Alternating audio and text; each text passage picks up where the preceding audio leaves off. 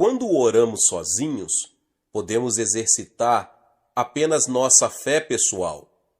Mas quando oramos em grupo, juntamente com os irmãos e irmãs em Cristo, o poder de nossa fé aumenta em proporções geométricas. Moisés disse ao povo de Israel que 1 poderia ser igual a 1000 e 2 poderiam fazer 10.000 fugirem. Deuteronômio 30:32. O segredo a que Moisés se referia, um aumento geométrico e não aritmético quando 2 estiverem juntos, era a presença entre eles da rocha. Jesus afirmou a mesma coisa quando disse aos discípulos que onde estiverem 2 ou 3 reunidos em seu nome, aí estaria ele no meio deles. Mateus 18:20. Onde houver mais de um crente reunindo-se em nome de Cristo, ali haverá automaticamente uma manifestação do corpo de Cristo. Assim, pode ser cumprida a promessa do Senhor: o que ligarmos na terra é ligado no céu. Essa promessa não foi dada somente a Pedro, mas a toda a comunidade cristã que se reúne pela fé. Passei pela maior provação de minha vida entre os anos 1969 e 1973. Naquela ocasião, achei até que ia me afogar-me no mar de angústia que me cercou. Tínhamos começado a construir o templo atual com capacidade para 10.000 pessoas e, ao mesmo tempo, um prédio de apartamentos, mas não tínhamos dinheiro suficiente. A desvalorização do dólar provocou uma série de crise econômica na Coreia. A crise do petróleo fez-nos mergulhar ainda mais na recessão. Muitas pessoas de nossa igreja perderam o emprego e nossa entrada caiu bastante. E em meio a tudo isso, os custos da construção aumentaram enormemente devido ao aumento da inflação. Com os olhos humanos, eu só via uma coisa: o fracasso. Comecei a ir orar todos os dias no escuro e úmido porão de nosso templo inacabado. Pouco depois, outros vieram orar comigo e nossas orações juntas chegaram ao trono dos céus e fomos libertos. Quando concluímos o templo, compreendemos a importância da oração em grupo. Foi a soma da fé de milhares de pessoas que resultou no milagre que hoje se conhece como a maior igreja da história do cristianismo. Recentemente, eu me reuni com o Dr. Billy Graham para conversarmos e orarmos sobre planos para o trabalho de pregação do Evangelho no Japão. E o Dr. Graham disse em Amsterdã, Holanda, que o cristianismo não experimentou um crescimento significativo no Japão nestes últimos 200 anos. Ele me relatou também que durante sua última cruzada evangelística em Osaka, um líder evangélico do Japão lhe disse que o evangelho nunca foi muito claro e relevante para o povo japonês. Hoje, estou orando para que 10 milhões de japoneses dobrem-se seus joelhos a Jesus Cristo antes do fim do século. Toda a minha igreja, unida, está orando em busca desse objetivo. Já estabelecemos um modelo claro, um alvo e um método. Cremos ser essa a hora do Japão. Dos 120 milhões de japoneses, apenas cerca de 400 mil são católicos e 300 mil crentes. A sociedade japonesa é bastante secularizada. Seu objetivo de vida é riqueza e poder. O que pode romper essa resistência contra o Evangelho, que já permanece no Japão há centenas de anos? A resposta é um grupo de pessoas unidas em oração em favor desse país. Jesus nos deu a seguinte promessa: em verdade também vos digo que se 2 dentre vós sobre a terra concordarem a respeito de qualquer coisa, porventura pedirem, ser-lhes-á concedidas por meu Pai, que está nos céus. Porque onde estiverem 2 ou 3 reunidos em meu nome, ali estou no meio deles. Mateus 18, 19 e 20. No dia de Ano Novo do ano passado, li que 80 milhões de japoneses acorreram a templos pagãos para prestarem honra a seus ídolos. Isso revela claramente que é a força que está imobilizando a nação há tantos anos. Quando em nossa igreja oramos pelo Japão, estamos orando por uma das mais resistentes fortalezas de Satanás. Embora o povo do Japão seja muito educado e simpático, a verdade é que, sem saber, ainda está preso nas malhas do diabo. Contudo, creio que Deus é poderoso e tenho certeza plena de que tudo que ligarmos na terra em oração também é ligado no mundo espiritual, no céu. Nada impedirá que conquistemos a vitória espiritual no Japão por meio da oração. Por favor, orem conosco pedindo a Deus um avivamento no Japão. E se aplicarmos a progressão aritmética da fé, isto é, se 1 persegue 1000 e 2 põe em fuga 10 milhares, então já imaginou quantos demônios podemos perseguir pela fé, se todos nós nos unirmos aos 400 mil crentes da Coreia para que Satanás seja imobilizado no Japão? Em Cristo a vitória é nossa. Amém. Mateus relata um fato muito importante que mostra muito bem qual é o único obstáculo à fé e ao poder espiritual. Tendo Jesus proferido estas parábolas, retirou-se dali e, chegando à sua terra, ensinava-os na sinagoga, de tal sorte que se maravilhavam e diziam: "De onde lhe vem esta sabedoria e estes poderes miraculosos? Não é este o filho do carpinteiro? Não se chama sua mãe Maria e seus irmãos Tiago, José, Simão e Judas? Não vivem entre nós todas as suas irmãs? De onde lhe vem, pois, tudo isso?" E escandalizaram-se nele. Jesus, porém, lhe disse: "Não há profeta sem honra, senão na sua terra e na sua casa." E não fez ali muitos milagres por causa da incredulidade deles. A incredulidade impediu que toda uma cidade contemplasse o poder do Filho de Deus, Jesus Cristo. A incredulidade é o oposto da fé. Ela impede que a fé opere, de modo que a fé de que necessitamos para orar com eficiência fique bloqueada. Os discípulos mostraram incredulidade quando certa vez tentaram expulsar demônios e não conseguiram. Então, os discípulos, aproximando-se de Jesus, perguntaram em particular: "Por que motivo não podemos nós expulsá-los?" E ele lhes respondeu: "Por causa da pequenez da vossa fé.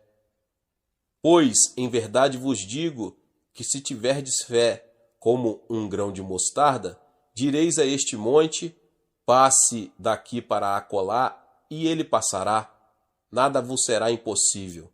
Mateus 17, 19 e 20. Portanto, quando enfrentamos as forças de Satanás, não pode haver em nós incredulidade. Se quando estamos orando, permitimos a incredulidade em nosso meio, ela destruirá a força do grupo. A Bíblia afirma que Abraão recebeu o poder para gerar Isaque, porque não permitiu que seu coração abrigasse incredulidade. Paulo também afirma que Israel foi cortado da árvore viva da fé por causa da incredulidade. O livro de Hebreus contém uma advertência para nós com respeito à incredulidade. Tende cuidado, irmãos, jamais aconteça haver em qualquer de vós perverso coração de incredulidade que vos afaste do Deus vivo. Pelo contrário, exortai-vos mutuamente cada dia durante o tempo em que se chama hoje, a fim de que nenhum de vós seja endurecido pelo engano do pecado, porque nos temos tornado participantes de Cristo, se de fato guardamos firme até ao fim a confiança que desde o princípio tivemos. Hebreus 3, 12 ao 14. A incredulidade penetra sorrateiramente no coração do indivíduo, fazendo dele um coração que o escritor de Hebreus qualifica de perverso. Assim como a fé edifica o poder em oração, a incredulidade o destrói. É como um câncer que precisa ser totalmente extirpado. Paulo adverte aos cristãos de Corinto que não se associem com incrédulos. Jairo era um príncipe da sinagoga que pediu a Jesus que fosse à sua casa orar por sua filha. Quando Jesus se encaminhava para lá, foi-se ajuntando em torno dele uma grande multidão que desejava ver o que iria acontecer. Uma mulher que já havia gastado todo o seu dinheiro com tratamentos médicos aproximou-se de Jesus, mas só conseguiu tocar a ponta de sua roupa. Assim que ela tocou nele, ficou curada da hemorragia da qual sofria havia muitos anos. Mas Jesus sentia que dele saíra poder, perguntou: "Quem me tocou?" E a história narrada em Marcos 5 registra que ele afinal disse a ela: "Filha, a tua fé te salvou." Assim que ele disse isso, um homem chega e diz ao príncipe da sinagoga que sua filha morrera. Imediatamente Jesus disse: "Não temas, crê somente." A narrativa atinge seu clímax quando Jesus se aproxima da casa onde a menina morta estava sendo pranteada. Contudo, não permitiu que alguém o acompanhasse, senão Pedro e os irmãos Tiago e João. Chegando à casa do chefe da sinagoga, viu Jesus o alvoroço, os que choravam e os que pranteavam muito. Ao entrar, lhes disse: "Por que estáis em alvoroço e chorais? A criança não está morta, mas dorme." E riram-se dele. Tendo ele, porém, mandado sair a todos, tomou o pai e a mãe da criança e os que vieram com ele e entrou onde ela estava. Observemos que Jesus teve muito cuidado na escolha das pessoas a quem ele permitiu que o acompanhassem ao interior da casa. Ele só queria ao seu lado, quando ressuscitasse a menina, os discípulos que não abrigavam incredulidade. Também não permitiu a presença dos pranteadores profissionais. A incredulidade deles poderia bloquear a fé necessária à realização do milagre. Se Jesus tinha toda essa cautela com relação às pessoas que permitia orar ao seu lado, será que não devemos tê-la também? Portanto, é de vital importância que impeçamos que a incredulidade se manifeste em nosso grupo de oração. Em nossa igreja, antes de orarmos, procuramos primeiramente edificar a fé dos presentes por meio do estudo bíblico. A verdade rechaça a incredulidade e a palavra de Deus é a verdade. A oração em grupo pode encontrar obstáculos pela incredulidade, mas essa incredulidade pode ser removida em nome de Jesus Cristo, o Senhor. Embora saibamos que Deus atende às nossas orações particulares, o fato é que a oração em grupo é importante, principalmente quando se trata de imobilizar as forças de Satanás. Um dos mais importantes ministérios que temos na Igreja do Evangelho Pleno é a oração uníssona que fazemos em todos os cultos. Sempre iniciamos os cultos assim, todos os crentes orando ao mesmo tempo. Às vezes oramos pela nossa pátria, para que seja salva e esteja sempre protegida.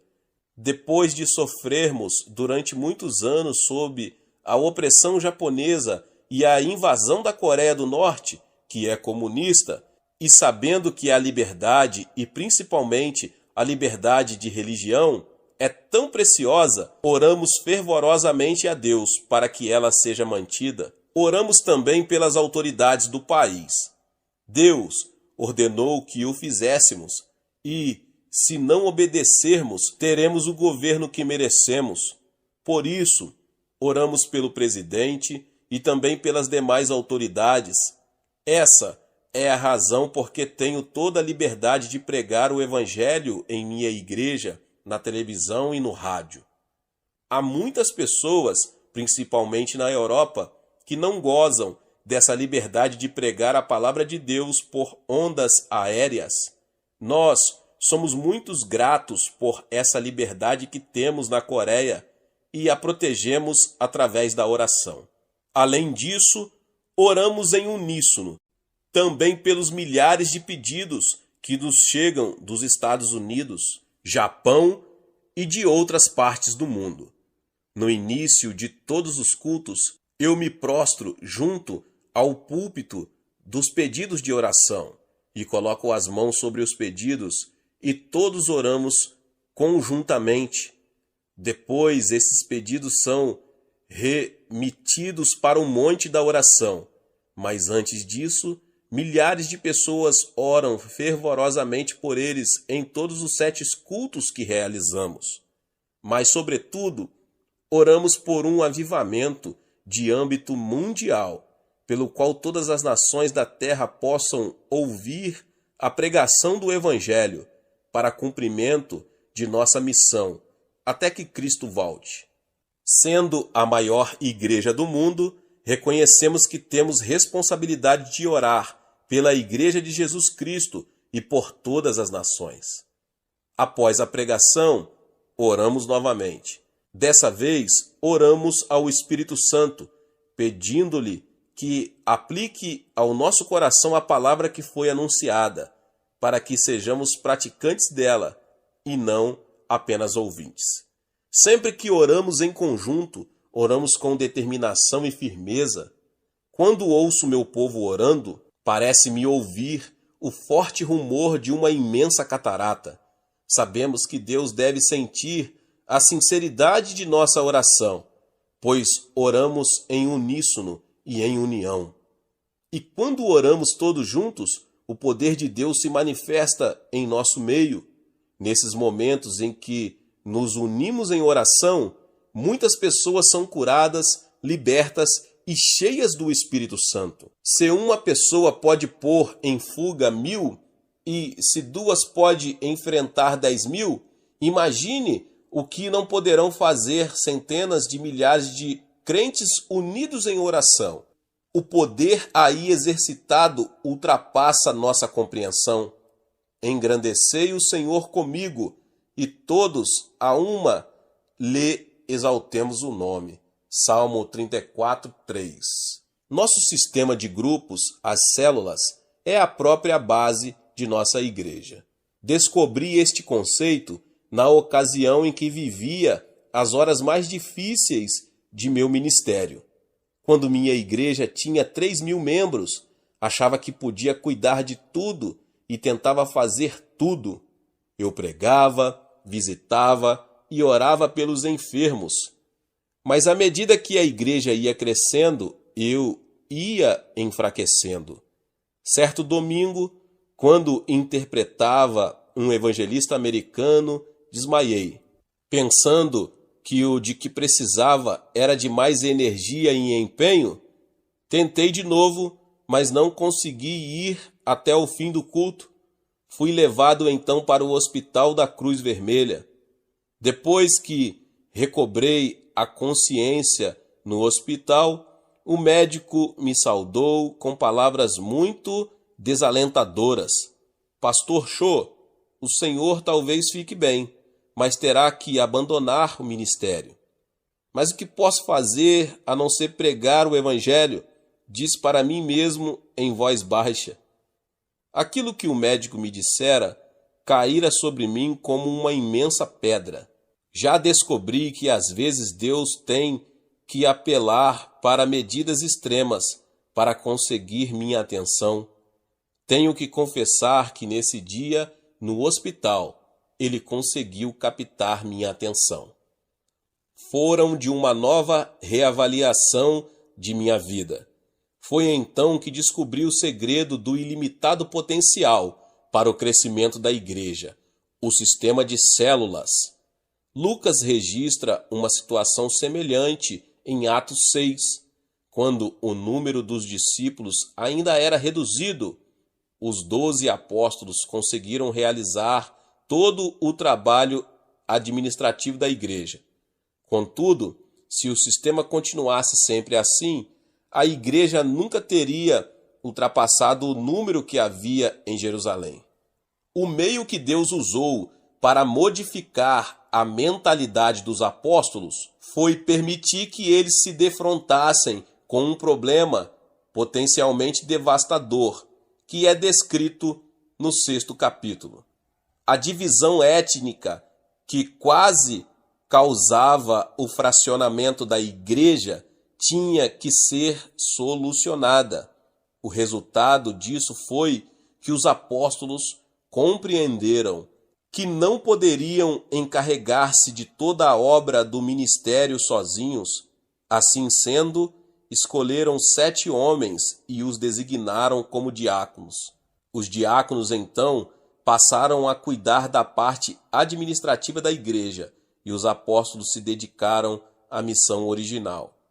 E quanto a nós, nos consagraremos à oração e ao ministério da palavra. Atos 6:4. O problema que vimos neste capítulo levou os homens de Deus a reexaminarem sua situação e a receberem a sabedoria do Espírito Santo. Essa sabedoria orientou-os para que delegassem sua autoridade a outros, dessa forma favorecendo um crescimento ilimitado. Observei que há vários textos do livro de Atos em que os discípulos se reuniam em grupos grandes e em grupos menores. Dou a seguir algumas instruções de Atos e Romanos, que serviram para abrir meus olhos sobre a validade do uso do sistema de células. Diariamente, perseveraram unânimes no templo, partiam pão de casa em casa e tomavam as suas refeições com alegria e singeleza de coração, louvando a Deus e contando com a simpatia de todo o povo. Enquanto isso, acrescentava-lhes o Senhor, dia a dia, os que iam sendo salvos. Atos 2, 46 e 47. E todos os dias no templo e de casa em casa não cessavam de ensinar e de pregar Jesus, o Cristo. Atos 5:42.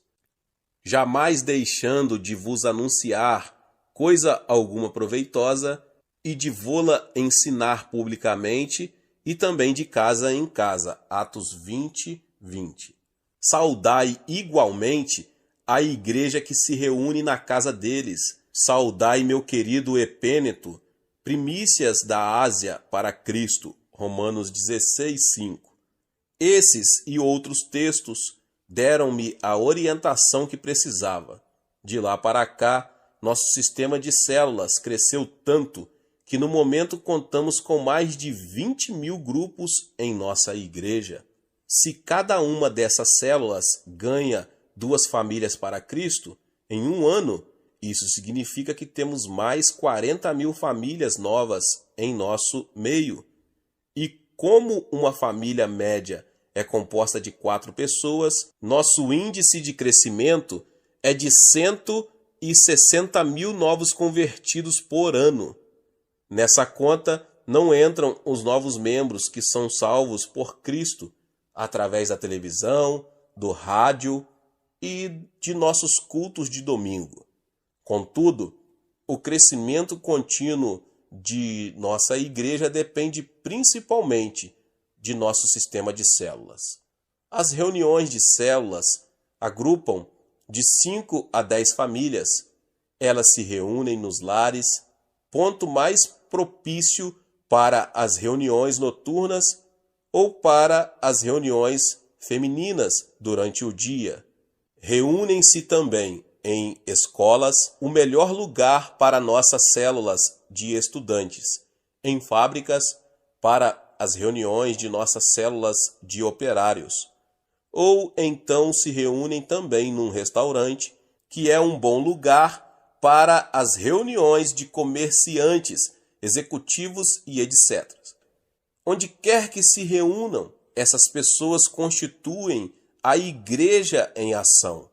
Nosso templo grande é o local onde todos se juntam para participar da pregação da palavra e do culto de adoração prestado por toda a igreja. Mas, na verdade, nossa igreja se reúne em milhares de locais, em toda a extensão de nossa cidade. Nas reuniões de células, os membros oram uns pelos outros. Se alguém adoece, o líder da célula faz uma visita e ora em favor de sua cura. Nossos membros já aprenderam que a oração é fundamental e por isso oram por tudo. Oram fervorosamente pela igreja, pela nação, oram para que o avivamento da Coreia continue e para que haja um avivamento no mundo todo. Oram pelas pessoas que talvez possam se converter, para que a igreja continue a crescer. Nos encontros de dirigentes de células, sempre enfatizo que cada grupo deve ter objetivos definidos em suas orações. Por isso, quando os grupos oram em fé, traçam um quadro bem claro de seu propósito na oração. E como é mais fácil ganhar para Cristo as pessoas que conhecemos, os membros das células pregam para seus vizinhos, amigos e parentes. Assim que Deus abre a porta para que uma dessas pessoas se converta, o membro que com ela se relaciona fala disto para o restante do grupo e todos se põem a orar pelo outro incessantemente, até que se renda a Cristo. Já aprendemos que nesta terra estamos em guerra contra Satanás. Nossos opositores são os demônios e seus espíritos demoníacos. O campo de batalha é o coração das pessoas. Nosso alvo é que todos possam conhecer a graça salvadora de nosso Senhor e Salvador Jesus Cristo. Assim traçamos os planos cuidadosamente. Temos uma estratégia, um plano e o executamos como um exército bem treinado. Todavia, o mais importante de tudo é que envolvemos nossos planos com oração para que Deus possa insuflar seu fôlego de vida em nossos projetos e assim eles deem fruto. Não possuo nenhuma fórmula secreta para explicar o fabuloso crescimento que nossa igreja experimenta. A única coisa que fiz foi levar muito sério a palavra de Deus. Não tenho a menor dúvida de que tudo que está acontecendo aqui na Coreia pode acontecer também em qualquer parte do mundo. O segredo, meus irmãos e irmãs, é a oração. Como é que milhares de crentes conseguem passar todas as noites de sexta-feira em oração? Muitas pessoas me fazem essa pergunta em muitas partes do mundo. Se alguns conseguem passar a noite toda numa discoteca, por que os crentes consagrados não podem passar a noite toda orando e adorando a Deus? Tudo depende da prioridade que damos às coisas. Ou vamos encarar seriamente essa questão do avivamento ou não. Todas as sextas-feiras, nosso pessoal começa a se reunir a partir das 10 da noite e inicia orando silenciosamente. Em seguida, eu apresento um estudo bem substancial da Palavra de Deus. E como não temos ali o problema de tempo, que normalmente tenho aos domingos, posso fazer o estudo bem devagar e levar até 2 horas. É claro que temos uma programação feita previamente. As pessoas não viriam com tanta assiduidade se tivessem que ficar sentadas a noite inteira só orando. Depois do estudo bíblico, começamos a orar. Oramos por problemas específicos, problemas de nossa igreja, bem como por nossas próprias necessidades. Após esse período de oração, cantamos corinhos. Em seguida, ao período de louvor, um dos copastores prega. Depois cantamos hinos de novo e nos preparamos para ouvir os testemunhos pessoais, aquilo que Deus está realizando na vida dos membros da igreja. Deus tem realizado tantos milagres de sua graça em nosso meio que é impossível ouvirmos todos os crentes que desejam falar. Essas maravilhosas narrativas do poder de Deus nos levam a querer cantar de novo. Antes que nos demos conta, já são 4:30 da manhã e está na hora de nos prepararmos para o culto de oração do sábado de manhã. Depois da oração, nos despedirmos e vamos para casa regozijando-nos. Davi estava acostumado a realizar vigílias, o que ele chama de vigílias da noite no Salmo 63. Isaías proferiu a seguinte profecia: um cântico haverá entre vós, como na noite em que se celebra festa santa, e alegria de coração, e como a daquele que sai ao som da flauta para ir ao monte do Senhor, a rocha de Israel. Isaías 30:29. Quando os discípulos estavam presos, eles não passaram a noite se queixando da sorte, passaram cantando e orando. Então Deus os ouviu e mandou o livramento, sob a forma de um anjo. A presença do Senhor é muito importante. Jesus prometeu que, quando nos reuníssemos em seu nome, ele estaria em nosso meio.